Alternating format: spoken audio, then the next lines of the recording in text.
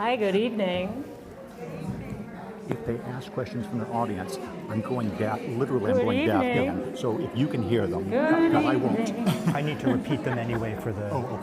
It's time to. Okay. Hi, my name is Suzanne Ryan Malamed. I am beside myself with excitement for this festival this year, and the first event I'm even more beside myself because my husband's in it. Yay! Introduction to our pre-concert discussion. Unfortunately, Giovanni Zanovello is ill today, so we wish him the very best. And my husband, Dan Malamed, stepped in at literally, 2 hours ago, maybe, an hour and a half. And our very dear friend, Phil Spray, who's the artistic director of Alchymy Viols, is here, so I think you will get a sense of many things about this concert and of Lusitano and the music itself, but also of their fantastic rapport between the two of them. So take it away. Thank you very much. My name is Dan Malamed. I'm a member of the community here. I am filling in for Professor Giovanni Zanovello of the IU Jacobs School of Music Musicology Department, and I'm really pleased to be here with Phil Spray, an old friend and colleague, and the director of Alchymy Viols, for us to have a chance to introduce the first concert of the 2025 Bloomington Early Music Festival, Early Music in the African Diaspora, a really interesting program called Intense Serenity, the music of Vincente Lusitano. So, Phil, I'm always interested to know how programs get put together. Yes. It's pretty clear from the topic of this year's festival, early music in the African diaspora, how a figure like Lusitano, an Afro-Portuguese musician, would be of interest. But tell us something more about how you came to this music in particular and the topic. And I might also ask you to tell us a little bit about your other recent encounter with the intersection between European musical traditions, especially viols, and African musical traditions. Thanks, Dan. And what I want to say before we start talking about music is I've always told Professor Malamed, after all the Bach cantatas, if I performed them, if I've been in the audience, every single time in 15 years, I have learned something new from Dan's talk. Every single time. I'm so sorry that Giovanni is not here tonight, but boy, was I thrilled and terrified that Dan is here tonight. And I think Dan, well, already we've chatted for 5 minutes and I've already learned a couple things. So I want Dan to talk as much as possible. So we're so happy that you're here. Don't count on it. But yes, the start of this program, I had only played Lusitano one time. And you'll find out later in the concert, oh gosh, the piece that we played, I thought, who is this crazy guy? This is ridiculous music. This is crazy. Well, if you're going to stick around for the concert, you're going to find out more about that. Then we got to learn more about the rest of the music. Oh yeah, this guy's really good. This guy is really good. Well, this great theme that's going on in this festival, I'd heard about it. It's very adventurous, it's very creative, it is very important.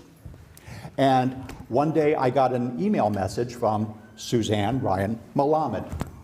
And she says, Phil, I've been listening to Inviolata. I can really hear a soprano singing the top line and Alchymy Viols underneath. Would you consider putting together a Lusitano program for the festival, for the opening? And I said, no. Terrified, and yes, absolutely. We were greatly honored to be doing this. Now, why did Suzanne come to us? Well, you said that we had done something like this previously. An IU graduate, who knows Michael Walker, young African-American countertenor that graduated from IU, master's degree, just a couple years ago, I think. Well, during the pandemic, he had the idea. He said, Phil, how about if I and Alchymy Viols do a spiritual program? What? And I thought, this is crazy. What do you mean, spirituals? Oh, and based on the piano arrangements of black composers. Well, you know, these guys are from like 1890 and 1920, and Moses Hogan has died, or I think 1960, and so on. and we made it happen. Wendy was there, very important. Dan was very important in this. He encouraged us. Dan, it was you that encouraged us. You were the reason we did the recording. You said, this has to continue. It was you. And we did that. The recording was released last year. We got one hit that's just close to 40,000 hits on My Lord, What a Morning. And so I think maybe Suzanne, that's why she had the idea that maybe we were right for this. And we were honored. And as Michael's was a brilliant idea, this was a brilliant idea of Suzanne's. Good. Yeah, well, thank you for taking it up in this way. What kind of challenges did you face in putting together this program, and what kind of resources have helped you find your way through it? Excellent question. You could also be a psychiatrist, because... Tell me more, Phil. What was your childhood like? When Suzanne asked that, and yeah, this is great, you know, and I listened to In Violata, and oh yeah, Suzanne, I know exactly what you're saying. That would be great. A single voice and viols underneath. And then I started learning about the rest of the repertoire, and I thought, oh my God, what have I gotten myself into? Because this is all polyphonic, sacred music. This was music with a function. And you have to remember, music back then, while there were works of genius, it was considered like a really good recipe. You're making a good dinner tonight. We need an anthem. We need something sung during communion next week. And it was composed for that, and it was all singers, it was a cappella, and they all tend to be in the same key, and they're rather the same in many ways. They're very serene music. I thought, how can I put together an hour concert that's going to keep you all interested when all this music is rather similar in the same key? What are we going to do? Oh, and we're a viol consort, not a vocal consort. So we had one singer, two singers, grew to three singers, grew to four singers. Just like for the spirituals recording, that, oh, you know what we need is that bright percussive sound of a harp. So Stephanie, who was on the recording, just a star on that, she said, okay, I'll do this too. And that was appropriate to do at the time. If back in the 1550s, Giovanni got sent to jail because he didn't bow to the mayor of Rome, well, okay, his part can't be sung, so it's okay. You can get a harp to cover that line. You can get a viol to cover that line. It was, you know, what do you have? How can we make this happen? So finding variety in this was the trick. We went to several different sources. Epigrammatum, I think, is the first book. That's the famous one, for which he was called the first black published composer in the West in 1551. Then we found a treatise. He was famous for writing a treatise. I thought, oh yeah, there's all kinds of exercises in there. It was a how-to book for viol or for a single line over a chant line. And kind of like Ortiz. Do we have any recorder or viol players out there? You know the Ortiz book? Where you have all the variations over that. Paul, you know that one, yes. I never knew these existed until 2 months ago. And there's a whole wealth of good music there. And there's another little surprise that we found in the treatise that I don't want to spoil. I don't want to tell it to you at the concert time. Then we found out there was a piece from Germany that appeared. What was he doing in Germany? You know, he also left Catholicism, converted to Protestantism. Nobody knows why, but there was a good job there. Well, we'll tell you more about that later tonight. Good, thanks. There are some things we know in great detail about Lusitano, including this reference to him as Pardo, Portuguese meaning apparently of mixed race and understood to refer to somebody of mixed European and African parentage. That's so right. There's a detail we know. We know something about his employment, especially in Rome. There's a ton we don't know. There are times when he just disappears from the historical record and we just don't know much about him. One thing that strikes me is that the music on this program comes from a really surprising variety of kinds of musical sources that transmit the music. Sometimes with a composer who is not as famous as somebody like Lassus or Josquin de Près, you rely on one or maybe two manuscript sources, which by great good fortune have come down to us. But here we have motets from a collection Lusitano published. We have secular music from a collection he published. We have musical examples from a manuscript treatise. We have that motet you're going to close with that's from a manuscript source. There's an immense variety of kinds of pieces here. There was a madrigal that that appears in Venice in a publishing of Scotto. Yeah, and a collection of music by various people. So that's really an extraordinary range and a good cross-section of the way music got transmitted in the 16th century. Yeah. But it also means that there's music of so many different kinds here. Some of these are clearly pieces, they're works. It's a motet that has a beginning and middle and end and sets a particular text, sometimes in a couple of different parts. But some of these are really examples and exercises from a theoretical treatise. How does the different status of kinds of pieces, everything from real works to sort of contrapuntal examples, how does the different status affect the way you've gone about presenting these and what challenges they present? I'm not a singer, I'm an instrumentalist. I wish I were a singer, but for me then making these, bringing out the variety of the pieces has to do with the way that we orchestrated them. Do we put the harp in it? Do we bring that brighter ping out to it? Do we keep it in lower viols? How many singers do we put in it? What do we do the exercises on? Because back then, obviously not like Beethoven where it was specified you have to use these instruments. It was entirely open. What instruments do you happen to have? Which instruments do you have strings that are not broken? Use those. I mean, it was these were not profound geniuses. They were geniuses, but they were not considered profound geniuses the way we think of Mozart and Beethoven. These were working people, and they did what needed to make a living. Yeah, they were, in many ways, a lot of these musicians were craftsmen more than they were artists. It doesn't mean they weren't producing things of just the finest quality and ultimately great aesthetic value, but the way they thought about themselves and the reasons they were hired was more for their craft and their absolutely skill. Right. Yes. We have brilliant pieces, but they were just thought about somewhat differently. Dan, can I ask you a question? So, musical historians, musicologists, they're probably the only ones who knew about Lusitano. His name shows up as a footnote. You all understand that Lusitano was erased from history or disappeared from history. After 1550s, he disappeared. And it was a footnote in the books. And then in the mid-20th century, he started to reappear. About the thing that musicologists knew about was this great debate that he was involved in. Do you want to talk about that a bit? Yeah.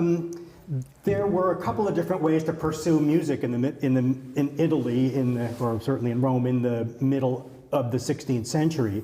And one was practical musicianship, but the other was the learned study of the musical sciences. And there were some musicians who fancied themselves doing both. And there's no question that to be part of higher intellectual circles, you needed to pursue the theoretical.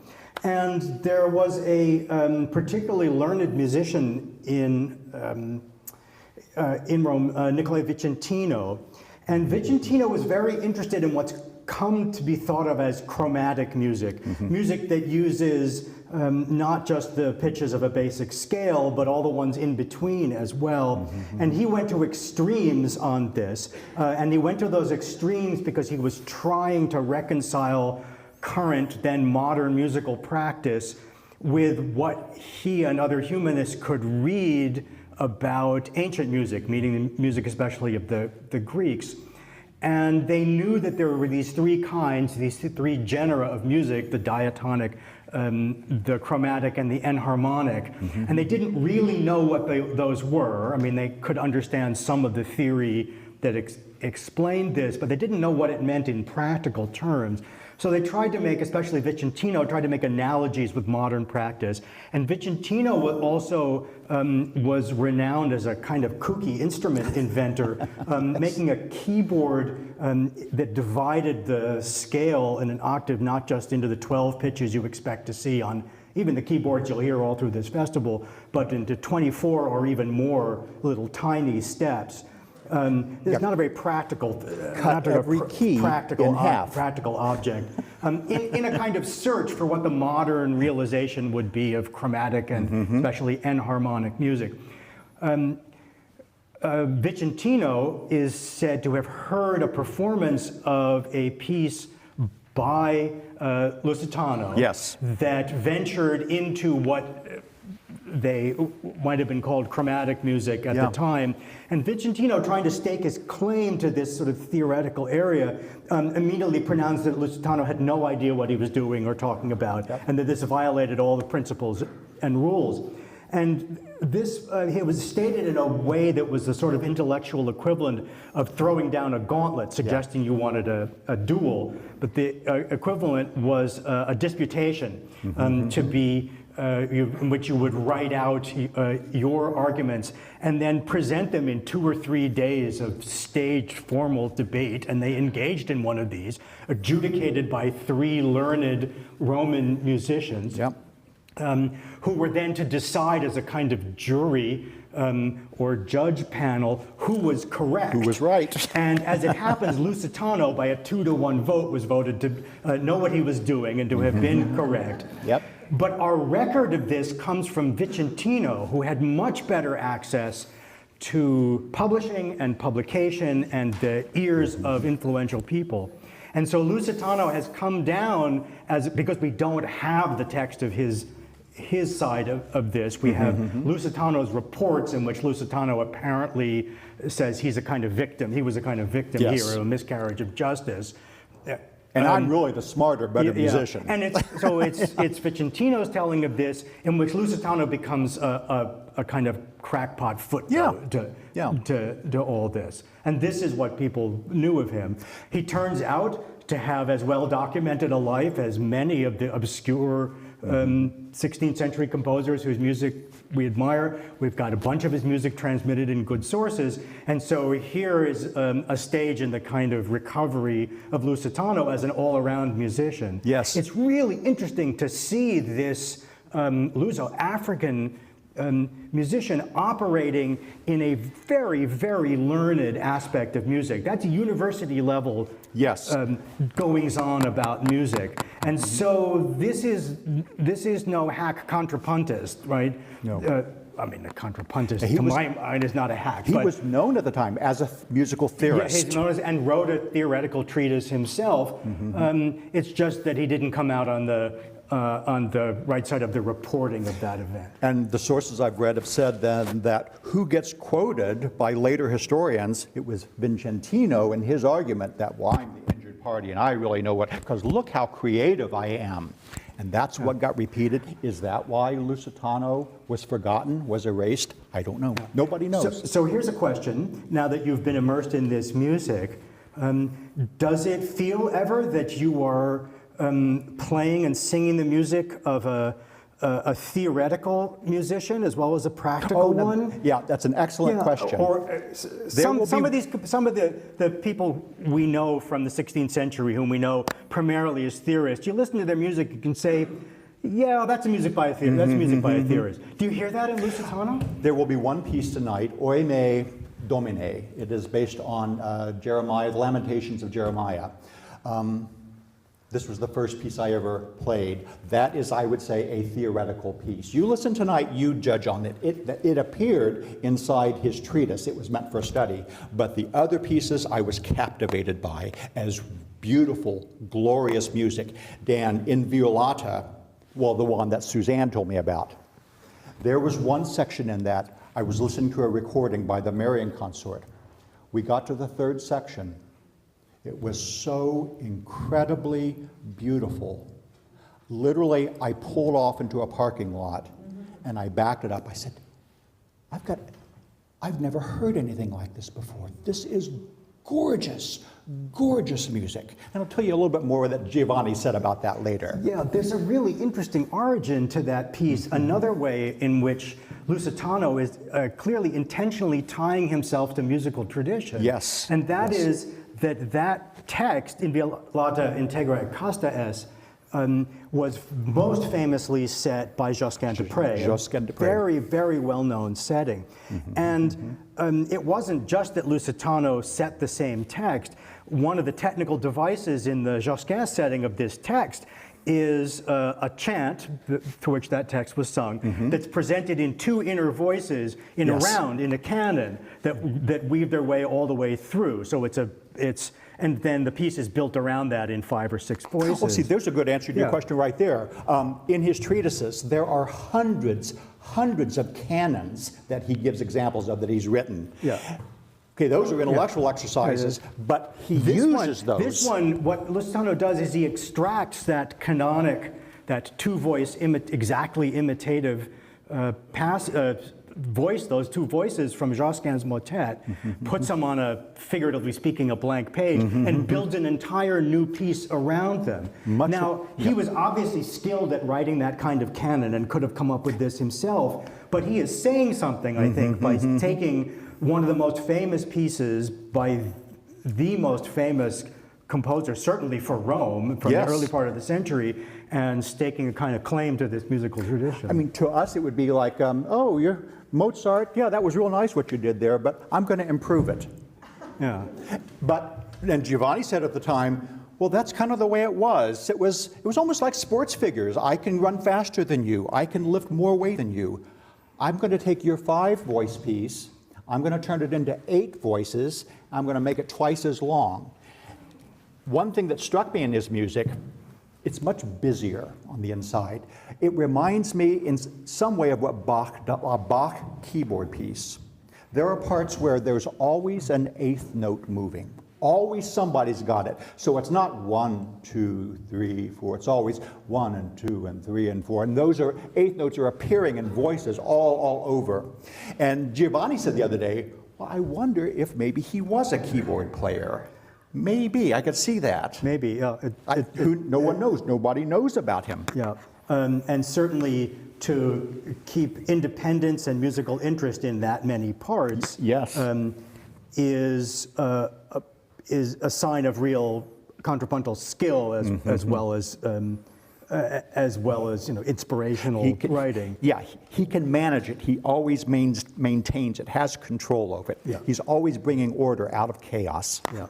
So it's really interesting. If a few of you might even know the Josquin, and it's really difficult to hear those inner parts and how they might relate to somebody else's piece. But I would think from the inside, the two instrumentalists playing those lines, it must be really something to hear a brand new piece sort of spring from the same material. So the last piece on the program, Beate omnes qui timet Dominum. This is a piece that we think may have been connected with Lusitano's unsuccessful application, a kind of mystery in itself, for a position at the Lutheran court in Stuttgart, in Baden-Württemberg.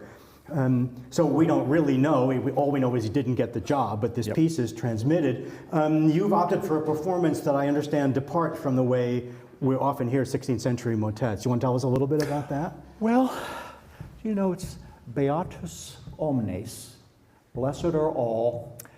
I don't know, in studying him, I'm not a scholar, and I thought, he kind of got messed over a lot of his life. He was clearly brilliant, clearly a gifted musician, and yet he never got any of these jobs that he applied for, it seems like. But he went off and got married, probably had a family. I don't know, maybe he did feel blessed in this. And it comes through, and then he said, yeah, I got a good life. I got a good life. It's not bad. Well, we've orchestrated this as a sending away song. This is probably the liveliest one that we're going to do. The title is Intense Serenity. Well, that's much of this music. It is very serene and intense. But maybe not this last one. And we're trying to brighten it up a little bit too. through instrumentation. So I want to come back to where we started this conversation and your experience with Michael Walker and the spiritual project that Yes. Alchymy Viols did with him to great success. And it's a chance for us to think for a minute at the start of this festival on music in the African diaspora, chance for us to think about the different ways we can imagine the lives of those of musicians of African descent. There's no question, for example, that the sorrow songs and spirituals that arrangements of which you performed and recorded grew out of chattel slavery in the history of this country. That was the origin of that music. It bears its imprint. But Lusitano, as a Portuguese African man with clerical training, obviously with intense musical training as a practical musician, but apparently also with great learning, was a black musician in Europe at a very different time, at a time also before there was the horrible trade in black slave labor. This is a very different life to imagine, and for a black musician. With Giovanni, he said, we have the tendency of taking the tragedy of the Civil War slavery and the position of the black man, the black woman, and putting that into 1550s Europe. And he said it was not the same. It was not the same. There were those taken into slavery. It was as much, but it came out of antiquity the way that in Rome, if you attacked an area and you won, well, it goes unsaid, they were your servants. They were your slaves. You could do whatever you wanted with them.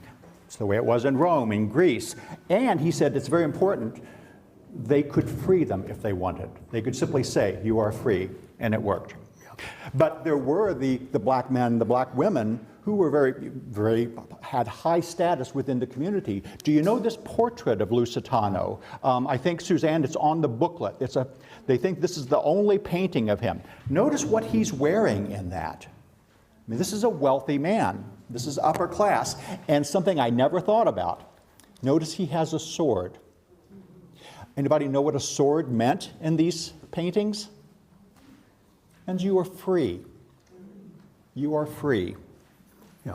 That's not to say there weren't limitations. And interestingly enough, as for Lusitano's blackness, we have only that one reference to him as Pardo. But it's also been pointed out that if you sort of project his career trajectory as a musician, if you project his trajectory as a cleric, there's a point at which his advancement stops. Yes. And those places at which it stops are consistent with the limitations put on people of partial African heritage, which you can read, I think we're forced to read, we have no other evidence, as confirmation that reference to him means he was of mixed racial heritage. So it's not as if there weren't any limitations. Oh, absolutely correct. At all. I shouldn't say that. But the perspective is different. And over the course of this festival, we're going to hear music from